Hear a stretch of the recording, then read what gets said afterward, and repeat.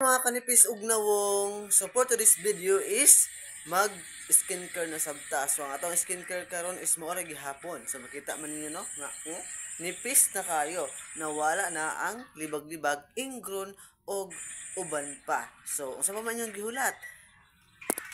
Gamit na. So mag sunscreen na ta mga kanipis ug nawong aron nga dili madaot ang atong nawong kung mainitan sa ultraviolet mga kanipis ug nawong. So mamutang na ta mga kanipis ug nawong. O gusto mo nga dili masunog ang imong nawong unya nagamit mo og rejuvenating sheet mga kanipis ug nawong, pamutang mo og sunscreen mga kanipis ug nawong kay haron dili mo masunog sa init.